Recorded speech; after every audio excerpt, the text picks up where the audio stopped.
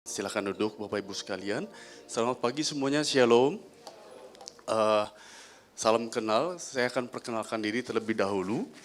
Biasanya kalau saya khotbah di gereja-gereja, saya itu paling jarang menulis nama saya di depan PowerPoint. Cuma ada beberapa kesalahan, jadi saya pikir saya harus menuliskan nama saya ya untuk memperkenalkan diri gitu ya. Biasanya kalau saya memperkenalkan diri, halo nama saya Hendra Fong aja. Biasa terutama anak-anak muda nih ya, beberapa anak muda ini sering bilang begini, gila ini orang alay banget. Alay kenapa? Karena mereka berpikir seperti ini, misalkan ini contoh Yoel ya. Dia perkenalkan diri, halo nama saya Yoel aja, gitu ngerti nggak? Nama saya Yoel aja, jadi aku tuh sering dikira alay karena ngapain sih pakai aja segala. Ya Hendra Fong itu Hendra Fong gitu loh, nggak usah pakai Hendra Fong aja, alay banget katanya gitu ya. Tapi padahal memang nama saya ada ajanya di belakangnya, Hendra Fong aja gitu ya. Katanya sih waktu kemudian, nggak tahu ini benar atau enggak ya, papa saya tuh ceritanya gini, waktu kamu lahir kan, ditanya siapa namanya Hendra, marganya siapa? Fong, Fong apa?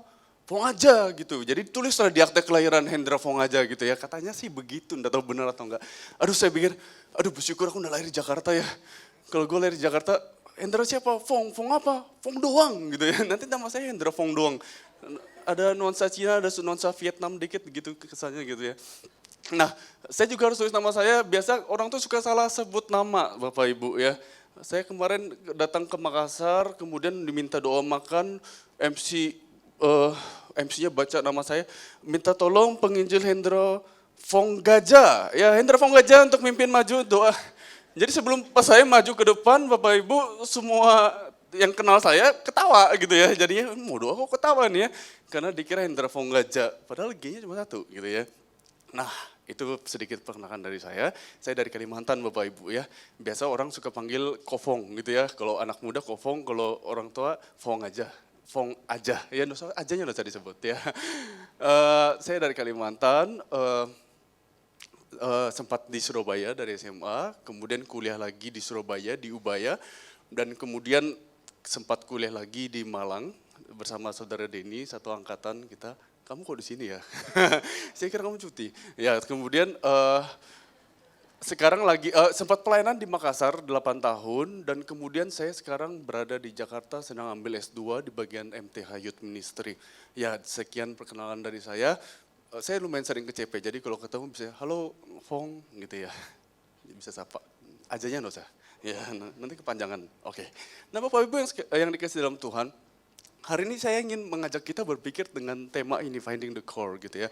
Menemukan apa yang inti dalam hidup kita. Saya mengajak kita membaca satu perikop yang saya yakin Bapak Ibu di tempat ini sudah pernah membacanya, sudah pernah merenungkannya. Apalagi kalau Bapak Ibu dari kecil sudah sekolah minggu ya. Ini kisah tentang Maria dan Marta. Oh sudah tahu, oke. Tapi kita akan merenungkan lagi. Mari kita buka Lukas pasal yang ke-10. Lukas pasal yang ke-10 ayat 38 sampai 42 ya.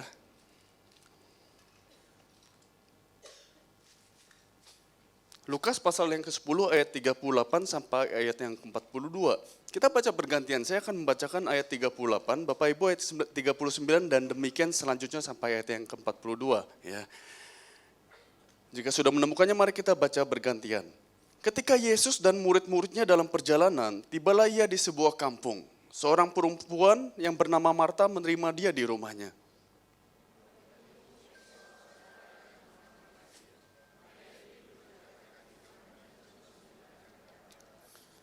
Sedang Marta sibuk sekali melayani, ia mendekati Yesus dan berkata, Tuhan, tidakkah engkau peduli bahwa saudaraku membiarkan aku melayani seorang diri? Suruhlah dia membantu aku.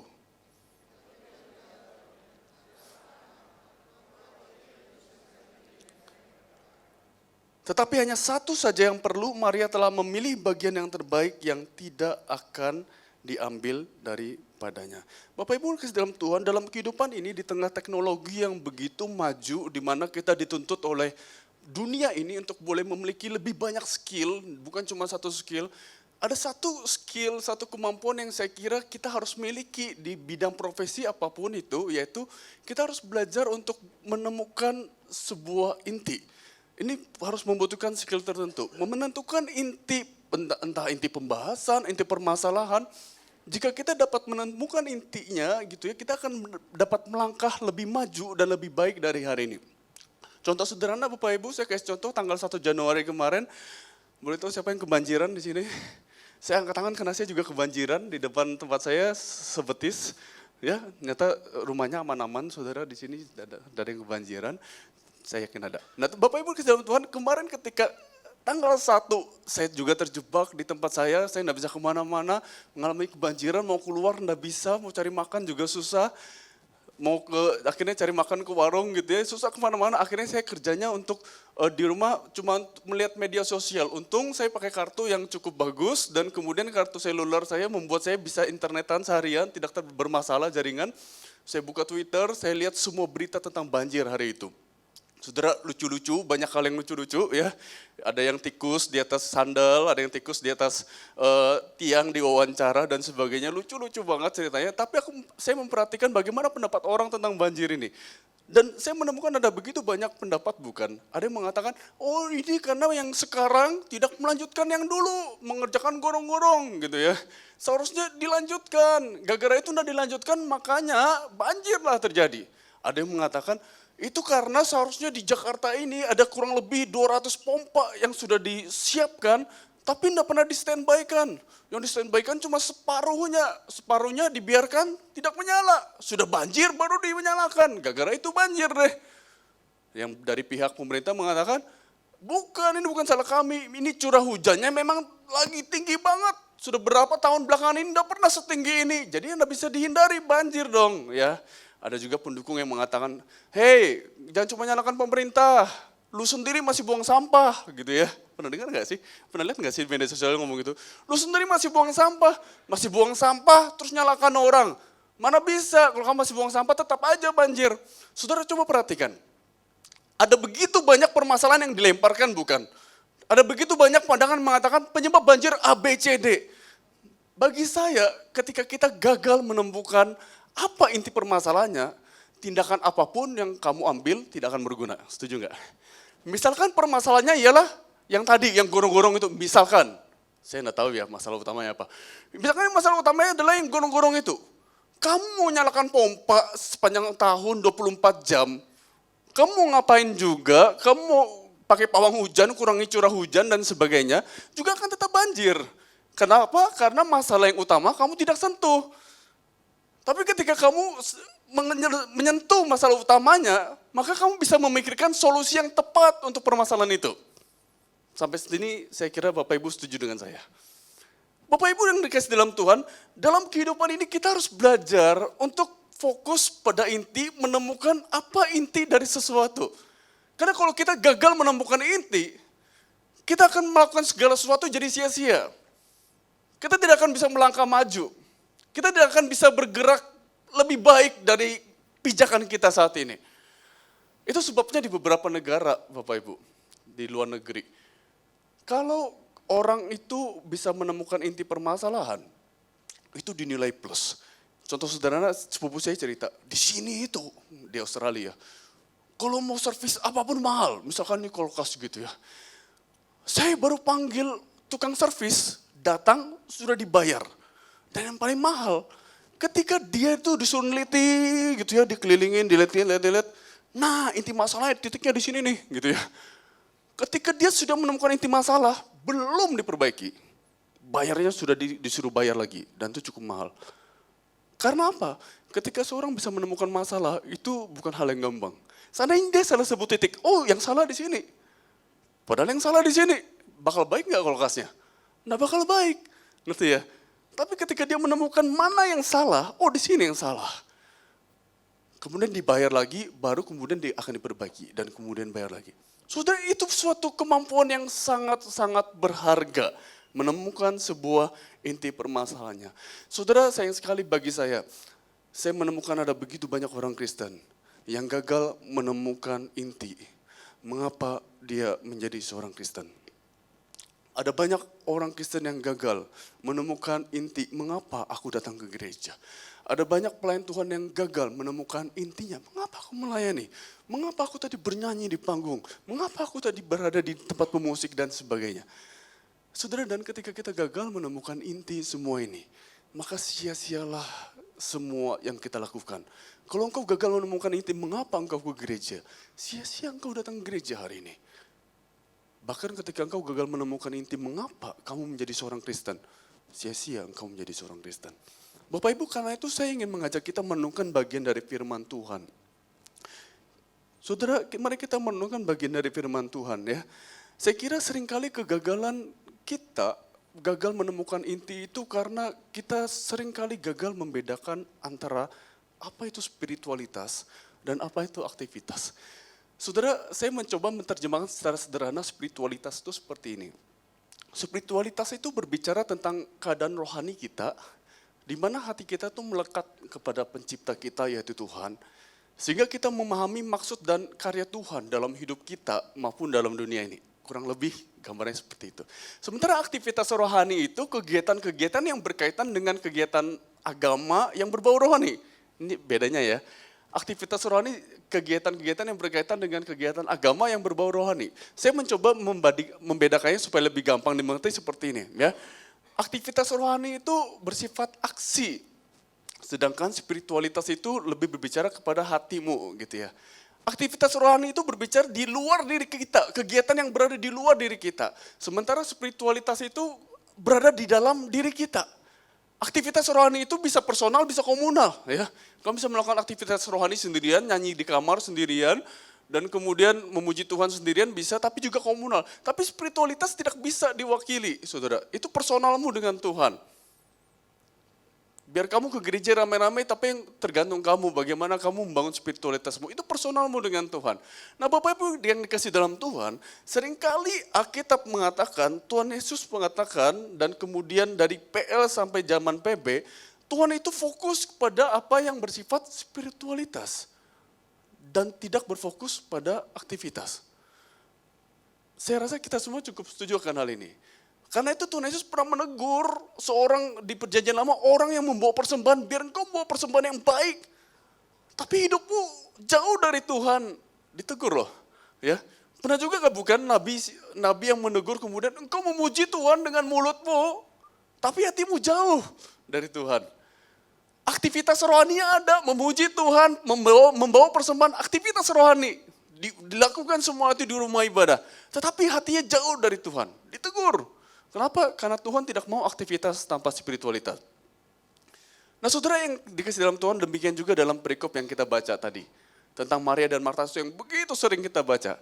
Saya akan cerita sedikit lagi ya kondisinya supaya kita lebih ingat lagi dan lebih bisa membayangkan lagi ya. Nah Bapak Ibu yang dikasih dalam Tuhan, kita tahu cerita ini. Suatu saat dikatakan Yesus itu datang ke sebuah kampung. Saya membayangkan tuh kampung yang kecil banget, desa. Jadi ketika Yesus datang, pasti orang begitu banyak datang mengurumuni di rumahnya Maria dan Marta. Kenapa? Karena Yesus pada waktu itu sudah terkenal, sudah menyembuhkan banyak orang, sudah mengusir banyak setan. Dan seorang yang begitu terkenal datang ke kota kecil. Itu begitu heboh ya, pasti begitu heboh, semua orang pasti pengen datang. Saudara udah jauh-jauh, saya ini tidak terkenal gitu ya. Waktu itu saya pernah pelayanan praktik 2 bulan ke misi, ingat ya. Waktu pelayanan misi ke 2 bulan ke sebuah desa Bapak Ibu. Mereka cuma dengar ada orang dari kota datang, dia akan bantu kita banyak pelayanan di gereja kita selama 2 bulan.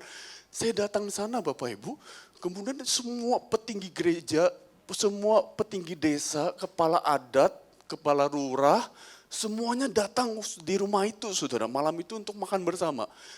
Saya sampai berpikir, wow siapa saya? Mereka tuh pengen dengar aku mau ngomong apa. Mereka tuh pengen dengar saya tuh pengen melakukan apa di desa itu. Kepala desa, kepala sekolah juga datang, kepala rumah sakit. Kenapa? Karena itu kota kecil dan kemudian ketika ada orang datang itu wow bagi mereka. Sekarang bayangkan ketika ini Yesus itu terkenal. Saya tadi tidak terkenal ya, tapi orang desa menyambut semuanya itu.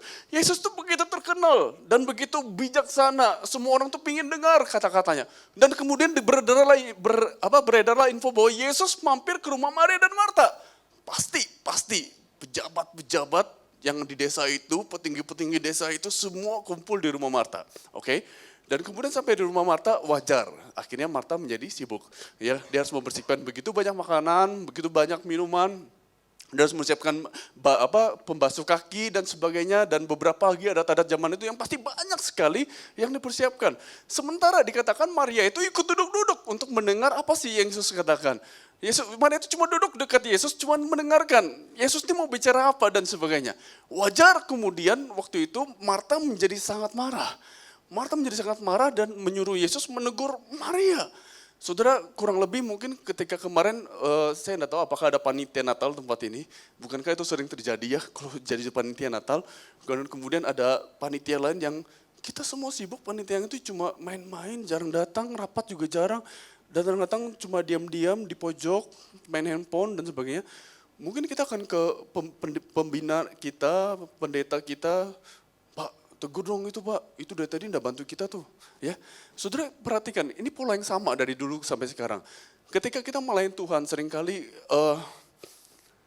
punya pola ketika kita merasa sudah melakukan banyak kesibukan. Seakan-akan itu adalah izin bagi kita untuk memarahi yang tidak sesibuk kita. Siapa yang begitu di sini, saya tidak tahu. Seringkali begitu ya. Ketika kita merasa kita sudah melakukan banyak, itu seakan-akan izin diberikan kepada Tuhan buat kita, silakan tegur orang-orang yang tidak sesibuk kamu. Dan itu pasti ada di setiap gereja. Saudara kasih dalam Tuhan, kemudian wajar saja ketika Marta ini marah. Ya. Dia merasa, gue sibuk banget. Itu Maria cuma duduk-duduk. Dia datang ke Yesus ngadu ke pembinanya. Ya. Ngadu ke cuan taunya gitu ya. Yesus, tegur dong Maria. Masa dia diam-diam di sana, gue sudah sibuk-sibuk, dia diam-diam. Tegur dong. Tapi betapa mengejutkannya ketika dia mendapat jawaban Yesus yang mengatakan, Marta, Marta, engkau khawatir dan menyusahkan diri dengan banyak perkara, tapi hanya satu saja yang perlu. Maria telah memilih bagian yang terbaik, yang tidak akan diambil daripadanya. Ini saya yakin ini jawaban yang sangat mengejutkan. Seandainya Anda adalah orang-orang yang sibuk tadi gitu ya, dan kemudian Anda mengadu kepada pembina kalian, dan pembina kalian mengatakan, ya ampun kamu kok bingung dengan sibuk-sibuk. Nggak apa-apa lah dia tenang-tenang, yang penting dia mengalami Yesus itu sudah cukup gitu ya. Mungkin panitia yang kemudian sibuk-sibuk itu mungkin akan melepaskan pekerjaannya dan mengatakan, oke, I'm quit, aku berhenti jadi panitia. Aku nggak mau lagi gitu ya. Saudara bisa bayangkan. Tapi menarik sekali saudara, ketika saya berpikir, kenapa ya? Kenapa Yesus ini kemudian menegur Marta, bukan menegur Maria? Kenapa dia mengatakan hal itu? Saya kira satu kesalahan Marta, Bapak Ibu. Satu kesalahan Marta, yaitu apa? Marta gagal menemukan inti maksud kenapa Tuhan Yesus datang ke rumah dia pada waktu itu. Saya kira ketika Tuhan Yesus memilih rumah Marta dan Maria, ingat loh, Yesus itu dekat sama Marta dan Maria. Yesus itu bukan baru kenal sama Marta Maria. Yesus itu dekat sama Marta dan Maria. Dikatakan ketika Lazarus mati, dia menangis. Masjulah hatinya katanya. Dia dekat dan dikatakan Yesus mengasihi Lazarus dengan begitu sangat. Nah Bapak Ibu yang kasih dalam Tuhan, Lazarus saudaranya Maria dan Marta. Nah Bapak Ibu yang kasih dalam Tuhan, Yesus ini dekat sama orang-orang ini. Dan ketika Yesus datang memilih rumah itu, saya kira tujuannya bukan untuk supaya kamu melayani aku. Tapi ada relasi antara Yesus dengan orang yang didatangin itu, saudara. Saudara, ketika Yesus ingin bertemu Maria, masuk ke rumah Maria Marta, dia ingin membangun sebuah relasi di dalam hubungan itu. Bukan sekedar kesibukan yang diinginkan. Sebab itu Yesus malah memuji Maria. Dia mengatakan hanya satu yang perlu. Seakan-akan Yesus mau bilang demikian loh. Kamu tuh sibuk banyak hal. Kamu menyusahkan diri dengan banyak hal, tapi hanya satu yang perlu. Yang kamu sibuk banyak hal itu bukan intinya. Inti gue datang hanya satu yang perlu. Dan Maria menangkap itu. Dia mengambil bagian yang terbaik. Di mana dia ingin dekat dengan saya. Dia ingin mendengar apa yang menjadi perkataan saya. Dia ingin mendengar apa yang menjadi firman yang keluar dari mulut saya. Dia ingin mendengar apa yang kemudian menjadi isi hati saya untuk dilakukan oleh orang-orang yang di tempat ini. Dia ingin mengerti kehendakku. Hanya satu yang perlu. Seperti itu. Saudara, kemudian Marta malah ditegur. Nah Bapak Ibu yang dikasih dalam Tuhan, dari sini saya menemukan suatu kebenaran bahwa Tuhan itu menghendaki spiritualitas yang terbangun. Lebih daripada sekedar aktivitas rohani. Tuhan itu jauh lebih menginginkan spiritualitasmu daripada aktivitas rohanimu. Lebih daripada aktivitas rohanimu. Dan sementara ada begitu banyak orang Kristen yang sibuk dengan aktivitas rohani. Tapi tidak memusingkan spiritualitas. Kalau boleh jujur, seberapa banyak di antara kita yang jauh lebih mementingkan spiritualitas kita daripada aktivitas kita. Bapak Ibu yang dalam Tuhan, ingat ini Bapak Ibu ya, Tuhan lebih menghendaki spiritualitas yang terbangun. Saya memberikan 5 poin ya, ini baru masuk poin ya. Saya baru memberikan 5 poin yang untuk kita ingat. Pertama Bapak Ibu ya, bagi saya aktivitas pelayanan tanpa spiritualitas itu sia-sia. Sia-sia, engkau melakukan aktivitas pelayanan tapi tanpa spiritualitas yang baik, itu sia-sia. Saudara, seringkali kita ini terlalu sibuk dengan pelayanan, tapi kita lupa bangun spiritualitas. Saya waktu di Makassar, saya pernah marah sekali sama anak-anak muda saya. Kenapa? Waktu itu dia mau buat HUT pemuda yang sedikit mewah gitu ya. Dan kemudian ketika dia panitia ini memplanning, akhirnya mau buat semacam bazar pada saat bagi makanan setelah pulang ya. Biasanya bagi setelah acara HUT kan ada makan-makannya gitu ya. Nggak afdol kalau nggak ada makan-makannya. Biasa makannya cuma bagi kotakan, siapkan prasmanan dan sebagainya. Cuma ini dia mau buat berbeda. Dia mau buat banyak but-but dan itu makanan kekinian harus ada di sana semua. Waktu itu pas zaman kekiniannya es kepal Milo gitu-gitu ya. Kemudian nasi goreng gila dan sebagainya. Wah, dia buat semua butnya. Saking sibuknya Bapak Ibu sampai hari H pas HUT mulai, mereka panitia semua masih di bawah ngurusin but. Saya masih tunggu, panitia mana semua? Sampai setengah jam setelah acara, mereka masih di bawah ketika firman Tuhan mau naik. Saya turun, saya marah. Saya marah, kenapa? Karena bagi saya mereka salah melihat fokus inti daripada acara HUT kita. Bilang, ngapain masih di sini semua? Semua harus dengar firman naik ke atas. Buat apa kalian jadi panitia kalau kalian sendiri tidak dapat apa-apa? Terus enggak apa-apa kok, enggak bisa kok, ini kita harus tunggu ini, kalau enggak kacau semua nih acaranya. Enggak, lebih baik itu 200 orang di atas itu enggak usah makan, enggak apa-apa. Mereka juga enggak akan ngeluh kalau enggak ada makanan. Kalian semua naik, akhirnya semua naik. Semua naik. Tapi seringkali kita terjebak demikian hal yang sama, termasuk saya. Sekalipun aku pada saat itu marah sama mereka.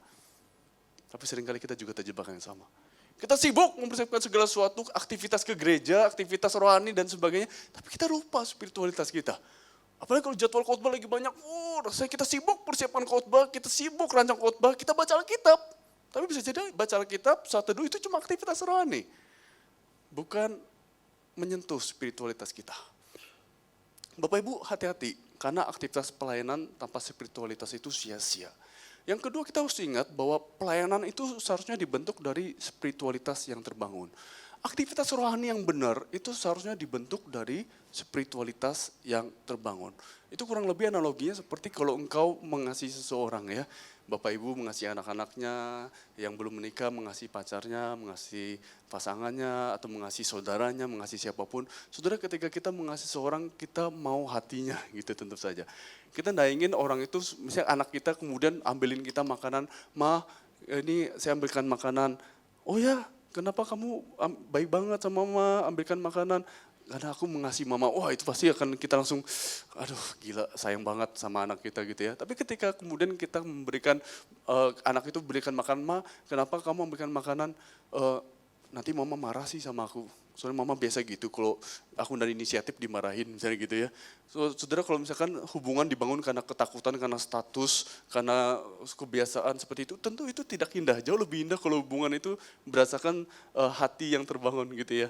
Nah Bapak Ibu, pelayanan yang dibentuk dari spiritualitas yang terbangun itu jauh lebih baik daripada aktivitas tanpa spiritualitas. Sebab itu Bapak Ibu perlu pikirkan hal ini. Pikirkan hal ini, bentuk aktivitas rohanimu, lakukan itu karena kamu punya spiritualitas, karena kamu ada hati yang tahu bahwa Tuhan itu sudah begitu baik dengan hidup saya, dan aku tuh pingin menyenangkan Tuhan, aku pingin dekat dengan Tuhan, karena itu kita berbuah. Bapak Ibu yang kasih dalam Tuhan, spiritualitas yang benar pasti mendorong kita untuk melayani. Jika engkau punya spiritualitas, pasti kamu terdorong untuk melayani. Tapi berbeda, orang yang melayani belum tentu punya spiritualitas yang benar. Bisa bedakan ya. Kamu punya spiritualitas yang benar, pasti kamu terdorong mau melayani Tuhan. Kenapa? Tuhan sudah melakukan banyak, aku juga pengen lakukan buat Tuhan. Itu pasti, kalau kamu punya spiritualitas yang benar. Tapi belum tentu ketika engkau melakukan segala suatu kegiatan rohani, belum tentu kamu punya spiritualitas yang benar. Bisa jadi motifnya lain, kita tidak tahu. Dan Bapak Ibu yang kasih dalam Tuhan, perhatikan hal ini dengan baik ya. Yang poin yang ketiga, bagi saya lebih baik spiritualitas yang baik daripada sekedar hanya pelayanan yang baik. Saudara, saya tidak benci profesionalitas. Saya sangat mendukung profesionalitas, karena profesionalitas memuliakan Tuhan. Tapi poin saya ialah, tidak boleh kita mendahulukan profesionalitas tanpa spiritualitas yang baik dalam pelayanan kita. Nah, jangan Bapak Ibu. Bapak Ibu pernah nggak punya pengalaman demikian? Saya berapa tahun lamanya menjadi liturgus di gereja seperti tadi ya, rekan kita, nggak tahu namanya siapa, yang di depan yang sangat baik tadi membawakan pujian. Saya juga masuk dalam puji-pujian dan menikmati. Saya pernah berada di depan kurang lebih 5 tahun, 7 tahun. Bapak Ibu, saya pernah mengalami suatu hal yang aneh. Ketika saya mempersiapkan segala sesuatu dengan baik, kita tuh ibadah latihan bisa sampai 2 kali gitu ya. Senin latihan, Sabtu sebelum ibadah latihan lagi. Semuanya baik, lancar. Variasinya seperti tadi lagu satu di medley dan sebagainya, variasinya kita buat semua bagus banget. Tapi saya sadar pada saat itu saya tidak punya kedekatan sama Tuhan. Saya kering rohani, saat teduh saya kering, mungkin hampir berapa kali bolong dan saat teduh karena lagi kering kok, lagi malas sama Tuhan gitu. Nggak punya komunikasi yang baik sama Tuhan. Dan saya tampil di depan dengan sangat baik. Saya mengangkat tangan puji Tuhan dengan baik dan tanpa kesalahan musik, tidak kesalah sama sekali. Saya tidak lupa urutan lagu, saya tidak perlu teks untuk dosa kasih kode ke musik urutan karena kita sudah menghafal urutannya dari latihan, semua sangat baik. Saya turun-turun, seorang jemaat datang bilang, kok nggak tahu kenapa ya, ada yang salah sih yang kamu bawa tadi, tapi kayak ada satu yang kosong, dia bilang gitu. Ada satu yang miss dari pelayananmu. Hah? Apa ya? Apakah puji-pujiannya kurang bagus, kurang angkat atau apa? Ada poin yang, nggak tahu, aku juga nggak bisa jelaskan. Dia bilang begitu saudara. Tapi aku tahu maksudnya dari mana. Karena aku juga ngerasakan ketika saya membawakan, saya berakting di depan. Saya membawakan dengan sangat baik, tapi itu semua cuma acting. Kalau secara kasat mata jemaat tidak ada yang tahu kalau itu acting. Tapi orang bisa merasakan kuasa rohaninya tidak ada. Tidak ada spiritualitas, tidak ada kuasa rohaninya. Mereka bisa rasakan. Bapak Ibu bisa rasakan gak sih? Liturgus persiapan atau enggak? Saya kira Bapak Ibu bisa rasakan ya. Sekalipun kalau kita lihat rekamannya bagus semuanya tuh. Tapi banyak kan yang bilang, kita bisa rasakan kok. Yang di panggung tuh persiapan atau enggak. Kelihatan kuasanya beda gitu. Bisa rasakan enggak Bapak Ibu? Sebaliknya saya pernah pelayanan, itu lagi dekat sama Tuhan, mungkin karena banyak pergumulan, terima kasih sama Tuhan, sama pergumulan hidup. Ya, seringkali pergumulan itu yang buat kita lebih dekat sama Tuhan, ya kan? Waktu lagi banyak pergumulan, dekat sekali sama Tuhan, latihan seperti biasa 2 kali, tapi waktu enggak lancar. Saya ingat waktu itu ada banyak salah-salah lagu. Bukan salah lagu, salah urutan ya. Ya semenjak itu aku jadi enggak berani sih hafal urutannya. Nggak usah kasih kode-kode gitu jadi enggak berani ya. Karena mungkin termakan usia dan sebagainya. Nah Bapak Ibu yang kasih dalam Tuhan, kemudian ketika salah kasih kode, salah ini dan kemudian agak sedikit, bagi saya agak sedikit kacau, turun-turun yang datang jemaat yang berbeda, datang, terima kasih, aku sangat diberkati lewat puji-pujian hari ini. Pujian-pujiannya begitu hidup dan aku sangat diberkati dengan kata-kata puji-pujiannya dan apa yang dibawakan hari ini. Dan didukung sama firman Tuhan, aku sangat diberkati. Saya sampai, wow. Saudara sekali lagi, saya bukan menentang profesionalitas. Tapi beda ketika engkau melayani dengan spiritualitas yang baik, pelayananmu itu ada soul-nya. Ya. Ada jiwanya di dalam. Sebab itu kita baca sama-sama ini ya, 1, 2, 3. Bangun dulu kualitas spiritualitasmu sebelum kamu membangun profesionalitas pelayananmu. Saudara bangun kualitas spiritualitasmu sebelum kamu membangun profesionalitas pelayananmu. Jangan dibalik. Jangan bangun profesionalitas, saya incar jadi majelis, jadi ini, jadi itu dan sebagainya. Tampak wow di mata orang-orang, tapi engkau tidak punya spiritualitas. Engkau akan melayani tanpa kuasa dan tidak berdampak apa-apa. Bangun dulu kualitas spiritualmu sebelum kamu membangun profesionalitas pelayananmu. Bapak Ibu yang kasih dalam Tuhan, mari kita sungguh memperhatikan kondisi spiritualitas kita. Dan yang keempat Bapak Ibu, Kita harus hati-hati dengan jebakan spiritualitas. Spiritualitas itu ada jebakan-jebakan juga. Yang pertama kita bisa terjebak dengan rutinitas, ya. Sangat memungkinkan kita terjebak dengan rutinitas. Kalau engkau pertama mungkin kau bersumber dari hati yang mengasihi Tuhan, engkau melayanin. Tapi kemudian bertahun-tahun lama engkau melayani di bidang yang sama, tetap dan kemudian melakukan hal yang sama, itu bisa jadi rutinitas. Saudara, seringkali ketika kita melakukan segala sesuatu rutinitas, pasti kita kehilangan makna. Bapak Ibu, saya nggak tahu sampai sekarang masih nggak merayakan ulang tahun besar-besaran. Saya ingat dulu ya waktu kecil, waduh kalau mau ulang tahun tuh kayak tegang banget. Ini bakal dirayakan di sekolah, aduh bakal tegang banget, bakal seru banget gitu ya. Sudah mulai remaja, sudah mulai pemuda, ya sudah ulang tahun ajak sohib-sohib aja dah yang dekat-dekat gitu ya. Sudah usia 30-an mau ulang tahun, ya no saudara ya kan juga enggak apa-apa, enggak masalah. Sekarang saudara, waktu aku ingat tahun lalu saya ucapin papa saya, "Pak, happy birthday ya." Dia jawab apa? "Loh, hari ini papa ulang tahun ya?" Ngerti gak? Terlalu sering diulang-ulang. Ulang tahunnya sudah terlalu sering 70 tahun gitu ya. Ulang tahun terus akhirnya, "Loh, hari ini papa ulang tahun deh." Sudah hilang makna, ngerti ya? Kalau kita melakukan berulang-ulang itu pasti bisa hilang makna. Saudara hati-hati juga dengan spiritualitas. Kita bisa hilang makna ketika kita melakukan aktivitas rohani terus menerus, kita lupa. Hati-hati dengan jebakan ini. Yang kedua jebakan tradisional. Jebakan tradisi maksud saya. Hati-hati dengan jebakan tradisi, kenapa? Saya percaya tradisi itu baik. Tradisi itu diciptakan berdasarkan budaya pada waktu itu, dalam konteks waktu itu. Tapi seringkali kita lupa bahwa konteks terus berubah. Dan tradisi ada yang penting, ada yang tidak bisa dipertahankan. Seringkali saudara kita terjebak dalam tradisi. Saudara perhatikan ahli-ahli Taurat.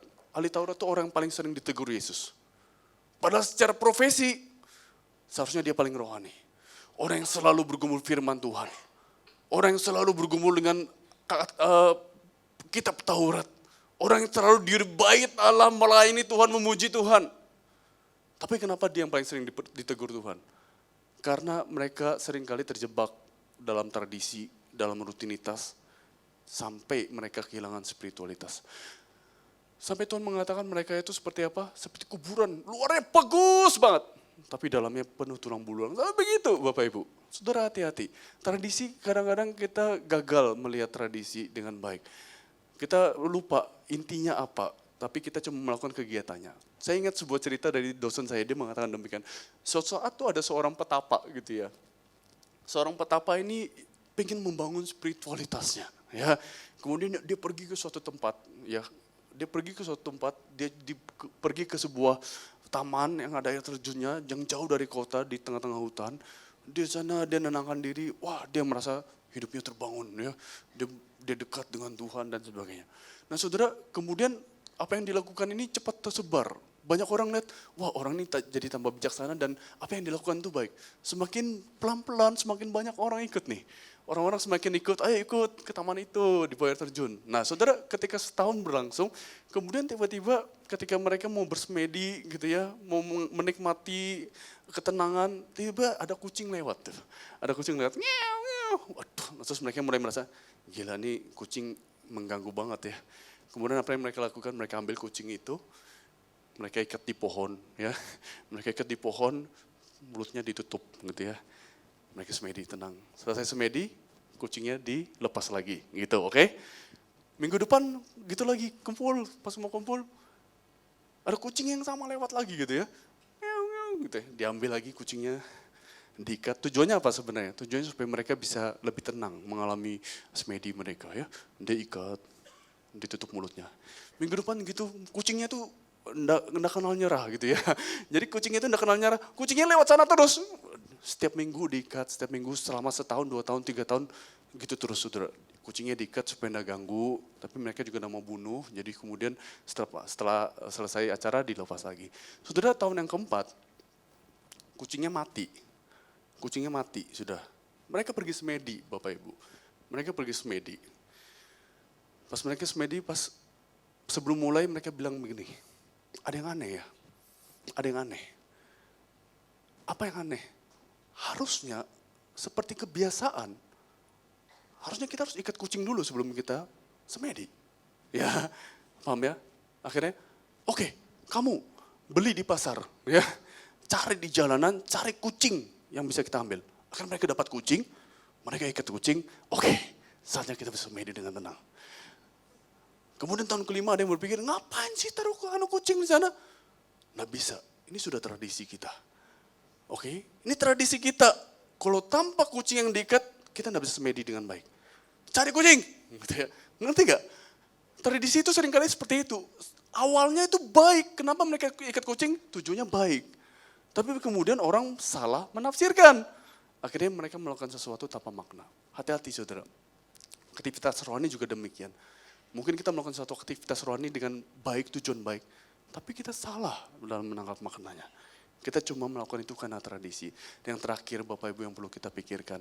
Saudara, spiritualitas yang benar itu seharusnya berdampak di setiap aspek kehidupan kita. Jika engkau merasa engkau cukup spiritual, cukup rohani, tapi itu cuma engkau dipandang baik oleh orang-orang gereja. Tapi ketika engkau kembali ke kantormu, ke kampusmu, dan orang melihat tidak ada terang dalam dirimu, tidak ada kasih dalam dirimu, tidak ada kesabaran, tidak ada buah-buah roh dalam dirimu. Dan engkau berpikir itu oke, yang penting aku di gereja dipandang baik. Saudara, itu palsu bagi saya. Spiritualitasmu tidak utuh, tidak asli. Kenapa? Karena spiritualitas yang benar harusnya berdampak dalam kehidupanmu di setiap aspek, dimanapun. Di lingkungan rumahmu, di keluargamu, di tanggamu, di tempat kerjamu, dimanapun. Seharusnya orang bisa melihat engkau berbeda dari orang lain. Seharusnya orang bisa melihat nilai-nilai hidupmu yang tidak dualisme antara di gereja dengan di kantor dan sebagainya. Bapak Ibu, apakah engkau memiliki spiritualitas yang demikian? Pagi ini saya ingin menyampaikan kepada kita sekali lagi dan mengingatkan kita sekali lagi. Bapak Ibu, mari kita kembali melihat diri kita. Seberapa jauh spiritualitas kita saat ini. Seberapa jauh engkau memiliki kedekatan dengan Tuhan. Engkau ke gereja sini buat apa? Engkau gereja, engkau melayani Tuhan buat apa? Engkau menjadi Kristen buat apa? Mari kita kembali melihat seberapa jauh kita mengalami Tuhan, memiliki Tuhan dan merasakan hadirat Tuhan dan mengerti kehendak Tuhan. Seberapa jauh kita mengalami dalam hidup kita. Saudara, jangan-jangan Bapak Ibu tempat ini juga sudah jauh. Betapa dalamnya Bapak Ibu sudah jauh, kita tidak tahu. Bapak Ibu silakan berpikir sendiri, merenung sendiri dan introspeksi diri. Apakah benar engkau berada di jalan yang tepat saat ini? Atau kau sudah jauh sekali meninggalkan kedekatan dengan Tuhan. Segala yang dilakukan saat ini cuma aktivitas. Kalau engkau datang ke gereja karena Anda enak lah, kalau Anda ke gereja itu cuma aktivitas. Bapak Ibu, dalam hidup saya terakhir, untuk pertama kalinya, tahun 2019 kemarin, untuk pertama kalinya sebagai hamba Tuhan dan mungkin sepanjang hidup saya pertama kali merayakan Natal tidak di gereja. Pertama kali. Saya kemarin liburan keluar dan saya merayakan Natal di Disneyland. Saudara, apakah, mungkin orang bisa bilang gila duniawi banget sih Natalan di sana, tapi enggak. Karena bagi saya Natalan itu antara aku dengan Tuhan, bukan antara aku dengan gereja. Pertama kalinya aku memang juga sengaja mau Natalan sana, jadi ketika tanggal 25 itu saya ingat banget, malam Natal 24-nya, saya berpisah dari keluarga saya jalan-jalan di tempat itu. Kebetulan waktu itu di sana juga pas di Disneyland nyanyinya lagu Natal semua. Saya berbicara sama Tuhan, berdoa sama Tuhan selama kurang lebih 1,5 jam. Mereka berpisah main-main, saya 1,5 jam jalan-jalan dan talk with God. Tuhan, terima kasih. Engkau hadir dalam hidup saya, Engkau sudah lahir buat saya, dan aku tahu aku tidak bisa sampai seperti ini jika bukan Tuhan ada bersama dengan saya. Aku tidak mungkin bisa jadi sekuat ini jika bukan Tuhan. Dan saya mengalami, saya bisa menangis bicara sama Tuhan di tempat itu. Makanya saya sempat tulis dalam quote di Instagram saya bilang, Natal kok cuma cari suasana. Miris bukan? Ketika di gereja, sebagian gereja malah berkelahi karena, loh candlelight kok bukan nyanyi Oh Holy Night? Ya, pernah ngalami itu. Saya pernah dimarahin Bapak Ibu waktu di gereja, candlelight kok bukan Oh Holy Night? Nggak ada suasana Natalnya ini gereja gitu. Kok Natal cuma cari suasananya? Atau kamu cari Tuhannya? Lebih baik mana Bapak Ibu? Lu ke gereja terus cari suasananya, nanamu lu marah-marah, atau kayak gue pergi ke suatu tempat tidak di gereja, tapi saya bercakap-cakap dengan Tuhan 1 jam. Saya mengalami Tuhan, saya menangis, saya berterima kasih karena kehadiran Tuhan dalam hidup saya. Lebih baik mana? Silakan putuskan sendiri. Aku harap Bapak Ibu menemukan inti dari khotbah ini. Ya, pentingkan spiritualitas. Hubungan sama Tuhan itu nomor satu. Relasi sama Tuhan itu didahulukan. Lebih daripada segala aktivitasmu di tempat ini, di gereja, dimanapun. Mari kita berdoa.